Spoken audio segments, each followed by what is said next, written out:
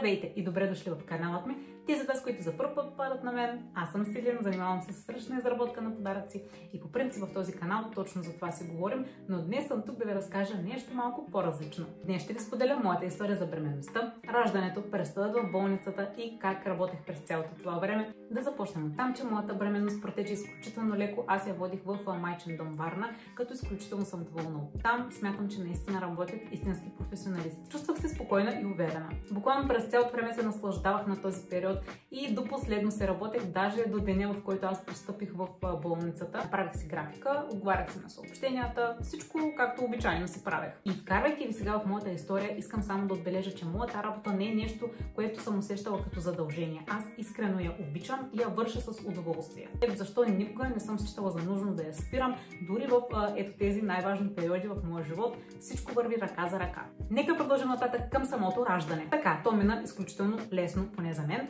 Постъпих в болница с 3 см разкритие, като изобщо не знаех, че имам такова. Не усещах силна болка, усещах съвсем леко стягане и просто когато започна да става периодично на равни интервали, мъжа ми буквално ме накара да отидам в болницата. Аз до последно се дърпах, мислех си, че това не са контракции. При мен процесът беше бавен, минаха доста часове, но пък явно разкритието е било ефективно. При следващият преглед, който ми направиха, вече бях на 5-6 почти сантиметра. Като да, аз отново не усещах. Просто се оказа, че имам някакъв висок праг на болка и моята докторка тогава прецени, че няма нужда от епидурална упойка, просто защото видно аз ще издържа на тази болка. Но от друга страна, понеже отива прекалено много часове от старта на контракциите, а именно вече около 23-4 часа, ми вляха окситоцин, просто за да забързат процеса. В рамките на час стигнах до 10 см и после за още един час родих.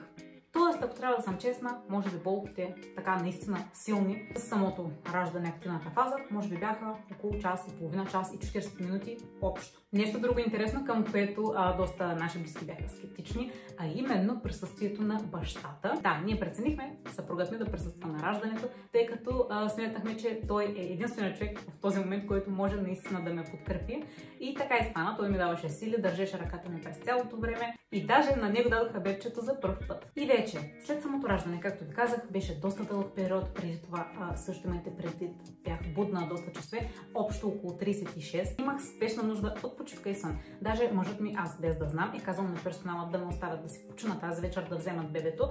Аз да си призная, в началото бях малко и натиста, исках си задължително детето при мен, но когато наистина видях, че просто физически няма да издържа, трябва да си почина, го взеха при тях първата вечер, но след няколко часа, след като хапнах и малко поспах, бях се заредила, донесоха ми бебето още сутринта и от тогава сме неразделни. Честно да ви кажа, за миг не се страхувах, още като ми я донесоха, сякаш цял живот сме били заедно. Аз знаех какво да правя, смених и памперса, никога не съм се притеснявала с преобличането, дори с къпането, но пък и тук ми е помогнало друго нещо, фактът, че аз дълго време гледах племенницата ми, когато тя беше бебенце, така че това не беше напълно ново нещо за мен. Направо си бях обучена, знаех какво да правя в тази ситуация. А какво да ви кажа за престоят в болницата? Хора, аз наистина се чувствах като на хотел, без да преувеличавам. Избрах да бъда в самостоятелна стая. Сметнах, че така ще се чувствам най-добре, аз и бебето, и също така ще мога да съчетавам добре с работата ми. И точно така и стана. Всеки ден ме зареждаха с нови неща, имах си достатъчно козметика, съответно продукти за мен, продукти за бебето. В банята си имах си шуар. В моята стая си имах диванче, имах си канна за топла вода, също така чай ми носиха постоянно, ако исках мекчета. Наистина си беше глезотия.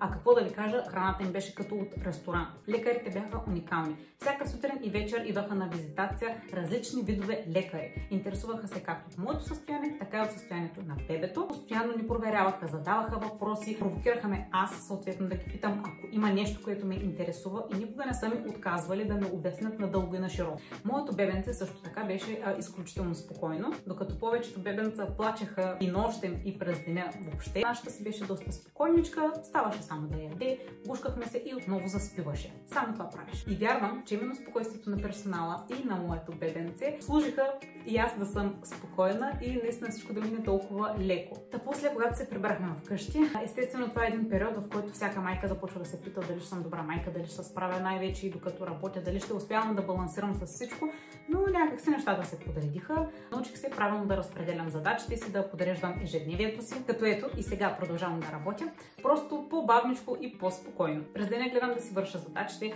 а вечер, когато тя спи, тогава да отговарям на съобщения съобщения. Между другото, доста мои клиенти това нещо не им хареса.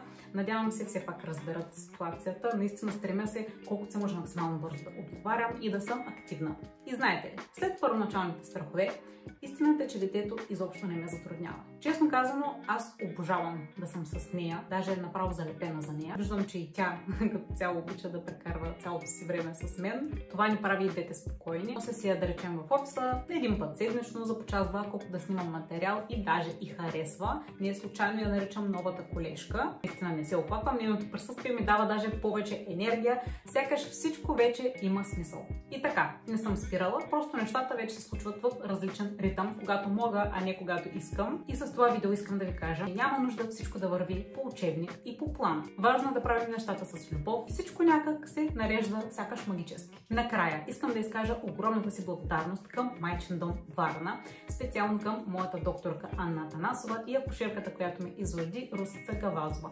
Това бяха едни истински професионалисти. Бяха част от един от най-важните моменти в живота ми, за което винаги ще им бъда благодарна. И вярвам, че именно благодарение на тяхното спокойствие, техните грижи, аз преживях всичко по възможно най-хубавият начин. Уверена, спокойна и щастлива. Сега, ще ми е много интересно да чуя вашите истории. Вие как запазвате спокойствие дори в напрегнати моменти? Кое ви дава сили да продължавате напред? Ще ми е интересно да ми разкажете вашата история в коментарите и да си поговорим за истинските неща от живота.